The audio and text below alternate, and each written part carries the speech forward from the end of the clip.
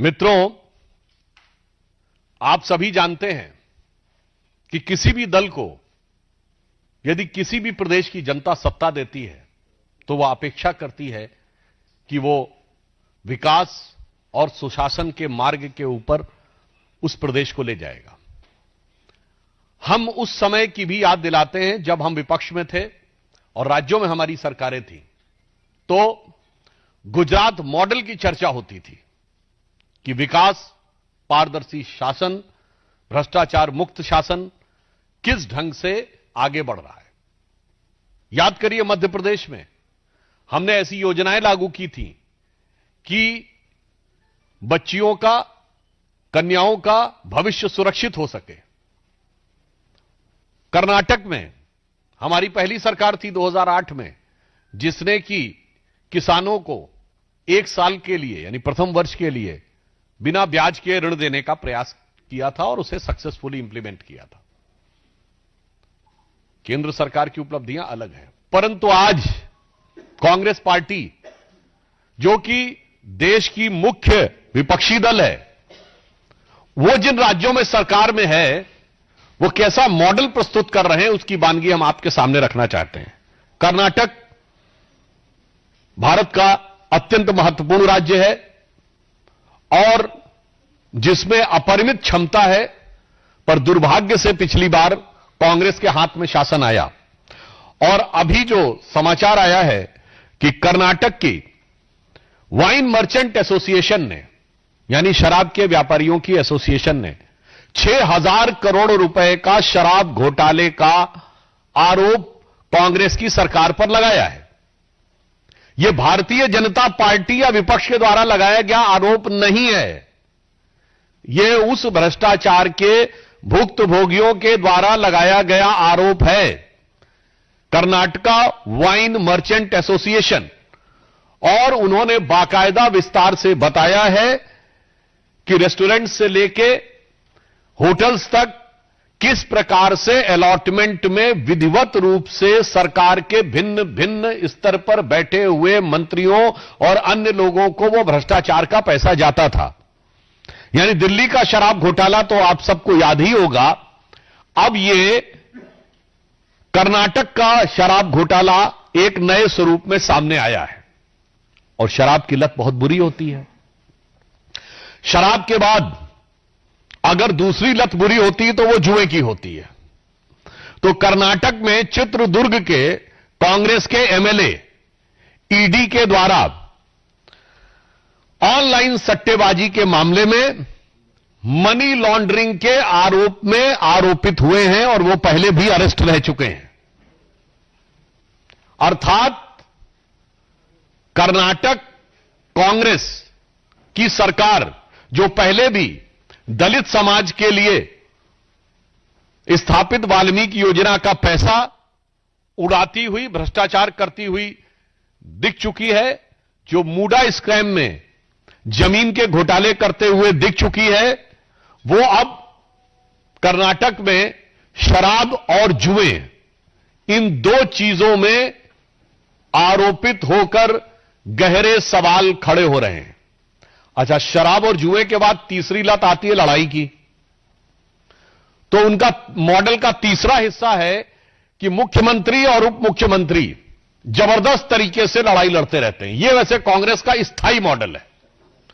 जैसे हमारी सरकारों का विकास का मॉडल होता था, कांग्रेस का स्थायी मॉडल है कि जहां भी सरकार होगी तो 2 ग्रुप में प्रकट रूप में दिखाई पड़ेगा। कर्नाटक में सिद्धारमैया जी का ऑन रिकॉर्ड दिया गया बयान है, यह मैं कोई आरोप की बात नहीं कर रहा हूं कि राहुल गांधी जी परमिशन नहीं दे रहे हैं इसलिए मैं कैबिनेट का एक्सपेंशन नहीं कर पा रहा हूं। और डीके शिव कुमार जी जो डिप्टी सीएम है, उनका ऑन रिकॉर्ड दिया गया बयान है कि न्याय होना चाहिए, अर्थात एक कमिटमेंट था कि सीट चेंज होनी चाहिए। छत्तीसगढ़ में तो भूपेश बघेल जी बनाम केएस सिंहदेव, तो राजस्थान में अशोक गहलोत जी बनाम सचिन पायलट, तो हिमाचल में सुक्खू साहब बनाम विक्रमादित्य जी। तो यह कांग्रेस का स्थायी मॉडल है। इसलिए मैं यह कहना चाहता हूं कि कर्नाटक की जनता ने जो बड़ा जनादेश कांग्रेस को दिया था, उसके साथ बहुत बड़ा धोखा और छल कांग्रेस ने किया है। शराब, जुआ और लड़ाई, ये तीन चीजें देखने को मिल रही हैं और इसमें कांग्रेस इस कदर मदहोश है कि उसे विकास और कर्नाटक की जनता के हित का होश नहीं रहा है। उन्हें समझाने पर भी कोई बात समझ में नहीं आ रही है। तो उनके लिए एक पंक्ति ध्यान आती है कि कांग्रेस मानो ये कह रही हो कि मुझको यारों माफ करना, मैं नशे में हूं और बोतल में मैं में नशा। यहां पे मैं का मतलब शराब होता है ना, बोतल में मैं में नशा और मैं नशे में हूं। तो वो मोदी विरोध के नशे में इस कदर धुत हैं कि अब जहां जहां सत्ता में हैं वहां पर वो समाज कल्याण, जन विकास का कोई कार्य न करते हुए सिर्फ भ्रष्टाचार में आकंठ डूबकर और अपनी स्वार्थ सिद्धि में और समाज को तोड़ने बांटने में लगे हुए हैं। दूसरा विषय जो हम आपके ध्यान में लाना चाहते हैं, अभी हाल ही में कोलकाता उच्च न्यायालय ने पश्चिम बंगाल सरकार को एक कड़ा निर्देश दिया कि सीमा सुरक्षा बल, बॉर्डर सिक्योरिटी फोर्स के द्वारा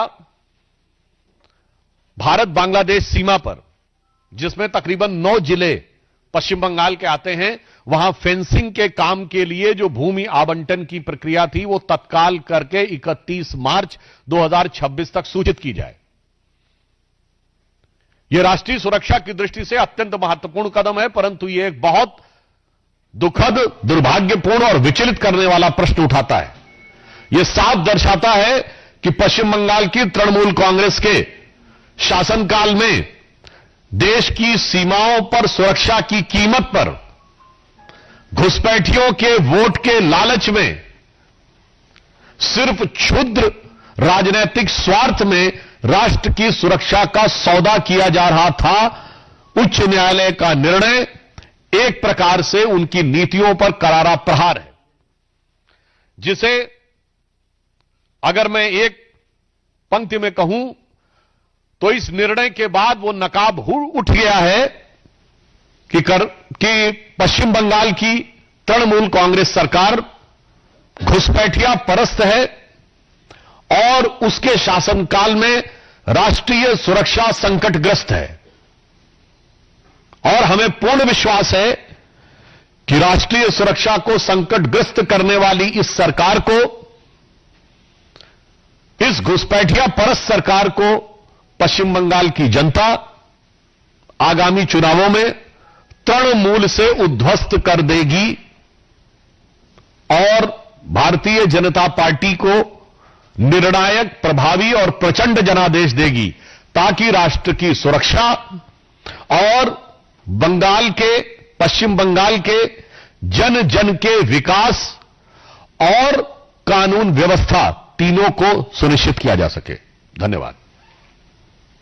आप लोगों को प्रश्न तो साधारण आमंत्रित है। हामिद अंसारी ने कहा है कि जितनी विदेशी रुके हुए हैं हिंदुस्तानी, कहा कि अफगानिस्तान एक बड़ा हिस्सा था भारत का इस समय में, वो लोधी और दर्जनों भारतीय थे। देखिए, मुझे लगता है कि लुटेरों को अपने से जोड़ते जोड़ते समाज का कुछ वर्ग अब पूरे भारत को लुटेरों से जोड़ने लगा है। मुझे लगता है इस लुटी पिटी मानसिकता से बचने का प्रयास करना चाहिए और यह वही मानसिकता है जिसके लिए माननीय प्रधानमंत्री जी ने कहा कि मैकॉले की मानसिकता को अगले 10 साल के अंदर हमें उद्ध्वस्त करना है। और यह बहुत दुखद बात है कि श्री हामिद अंसारी जी, जो भारत के माननीय उपराष्ट्रपति रहे हैं, वो इस प्रकार की बात करें, जबकि फैक्ट यह है, वास्तविकता यह है कि जितने भी मुगल बादशाह थे अलाउद्दीन खिलजी के बाद, सबने बगदाद के खलीफा का खुतबा पढ़ के शासन किया है। जैसे जितने वॉइसरॉय थे वो किंग या क्वीन के बिहाफ पे शासन करते थे, उसी प्रकार समस्त मुगल बादशाह बगदाद के खलीफा के प्रतिनिधि के रूप में शासन करते थे। और मुझे लगता है कि हामिद अंसारी साहब इतने पढ़े लिखे व्यक्ति हैं, उन्हें तो पता होना चाहिए कि गजनी के साथ आए हुए इतिहासकारों ने क्या क्या लिखा है। कुतुबी ने खुद लिखा है कि मथुरा में कैसी लूटपाट की और क्यों की, धार्मिक आधार पर की। उस जमाने में गजनी के एक इतिहासकार मिनहाजुस सिराज ने अपनी किताब तबाकत नासरी में लिखा कि जो यहां से मूर्ति ले जाई गई, उनके 4 पार्ट किए गए। एक मूर्ति मस्जिद की सीढ़ियों के लिए, एक मूर्ति उसके महल के लिए, और 2 हिस्से मक्का और मदीना को भेजे गए। मुझे लगता है जब वहां के लोगों ने इतना लिखा है तो वो किस कारण से लुटेरों के प्रति इतनी आत्मीयता है, यह अपने आप में दर्शाता है कि एक रोगी मानसिकता है। और यह मुगल, मैकॉले और मार्क्स, ये M3M के कारण यह सारी की सारी समस्या उत्पन्न हुई है। और इसलिए इस प्रकार के विचारों को भारत की प्रबुद्ध जनता आज भली भांति समझ सकती है। और एक पॉइंट और कह दूं, आजकल इन विचारों को स्थापित कर पाना बड़ा मुश्किल होता जा रहा है जब से इंटरनेट का युग आ गया है। देखिए, जब प्रिंटिंग प्रेस आया था तो उसने यूरोप में बहुत बड़ी समस्या पैदा की थी, क्योंकि कुछ लोगों के हाथ में ज्ञान का स्रोत रहता था, अब किताबें छप कर जाने लगी थी। उसी प्रकार मुझे लगता है कि जो क्रिश्चियन थियोलॉजिस्ट थे उनके लिए चुनौती प्रिंटिंग प्रेस ने पैदा की थी। अब ये जो हार्डलाइनर फंडामेंटलिस्ट इस्लामिक थियोलॉजियंस हैं, इनके लिए इंटरनेट समस्या पैदा कर रहा है। ये मार्क्सिस्टों के लिए और मैकाले वालों के लिए इंटरनेट एक बड़ी चुनौती है, क्योंकि अब किसी भी सच को छुपाना इतना आसान नहीं है। दुष्प्रचार बहुत है इंटरनेट पे, मगर अगर कोई सतह पर जाना चाहेगा कि सच क्या है तो वो कुछ घंटे की सर्च में लगभग 80 से 90% सच तक पहुंच सकता है। तो मुझे लगता है कि जो लोग चेहरे बदल के आते हैं तो उनके लिए एक पंक्ति कह देना चाहता हूं कि सच जरा सा घटे या बढ़े तो सच सच न रहे, मगर झूठ की तो कोई इंतहा नहीं। लाख चेहरे बदल के आ जाते हैं ये, पर आईना कमबख्त झूठ बोलता ही नहीं। विकास चंद्रा जी। सर, मेरा सवाल है कि राहुल गांधी ने पहले शिकायत की कि 26 जनवरी के कार्यक्रम में तीसरी रो में बिठा दिया गया खड़गे जी को। कल मीटिंग में ठीक हुआ कि कुर्सी खाली रह जाएगी? नहीं, वो अनेक महत्वपूर्ण अवसरों पर नहीं रहे। माननीय उपराष्ट्रपति जी के शपथ ग्रहण के समय संभवतः, जहां तक मुझे ध्यान है, मुख्य न्यायाधीश के शपथ ग्रहण के समय नहीं रहे, क्योंकि वो विदेश की यात्राओं में और संभवतः उसकी प्लानिंग में, और उस प्लानिंग के द्वारा भारत के अंदर विवाद उत्पन्न करने में और अपने इंडी गठबंधन के साथियों को निपटाने में इतना व्यस्त रहते हैं कि नेता प्रतिपक्ष के संवैधानिक दायित्व का निर्वाह करने का समय शायद उन्हें नहीं मिलता है।